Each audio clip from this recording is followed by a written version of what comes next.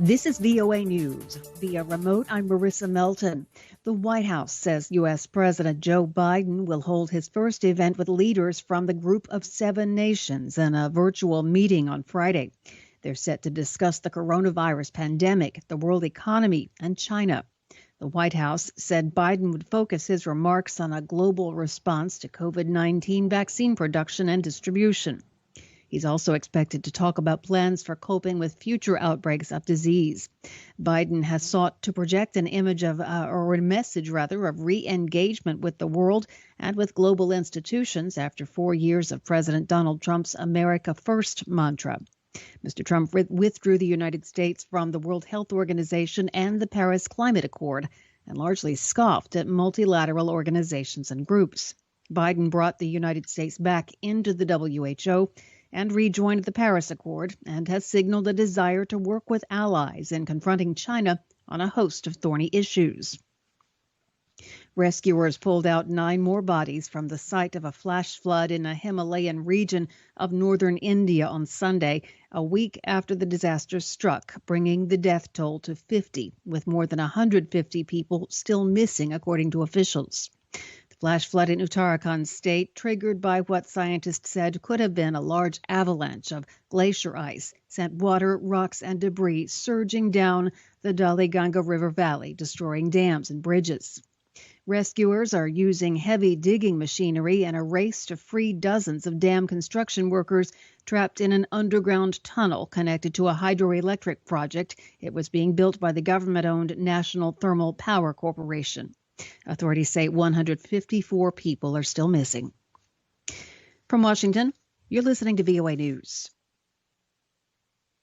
Russian President Vladimir Putin accused Western powers Sunday of using jailed opposition figure Alexei Navalny to try to contain Russia, saying Russia's recent successes, including the development of the Sputnik V coronavirus vaccine, were starting to irritate Moscow's opponents. His remarks came amid word that a series of videos of pro-Putin flash mobs broadcast by state-controlled media and posted online were staged. Independent media outlets in Russia reported the Kremlin and the governing United Russia Party issued instructions for the videos to be recorded.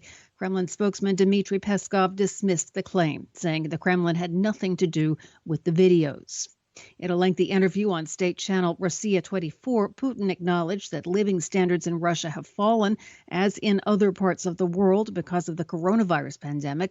He also claimed Russia's enemies have been stirring up protests in support of Alexei Navalny, the Kremlin critic who survived a near-fatal poisoning last year, got treatment in Germany, and was arrested last month in Moscow upon his return to his home country.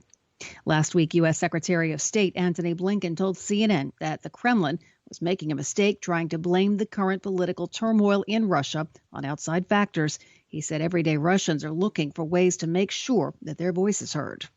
Heavy fighting between Houthi rebels and Yemeni government forces raged on Sunday, extending a week of violence in the strategic province of Marib, according to Yemeni officials. With dozens killed, the fighting has cast major doubt over UN-led efforts to restart negotiations to end years of civil war. The Iranian-backed rebels earlier this month renewed their attacks on the oil-rich province. It's an anti-Houthi stronghold held by the internationally recognized government.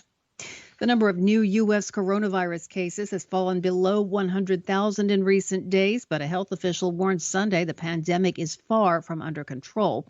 The U.S., with more reported COVID-19 deaths and more infections than any other country, had been recording more than 200,000 new cases a day in December. And the figure swelled to about 250,000 daily in January, according to Johns Hopkins University. Friday and Saturday, however, the number of new cases dipped below 100,000 each day. And a spokesman for Britain's Prince Harry and his wife Meghan says the couple are expecting their second child together. The couple stepped back from their royal duties in January 2020 and moved with their first son, Archie, to Southern California. Concurrent with the move, they gave up their official royal roles. They now pursue media projects and charity work. Via remote, I'm Marissa Melton. From Washington, this is VOA News.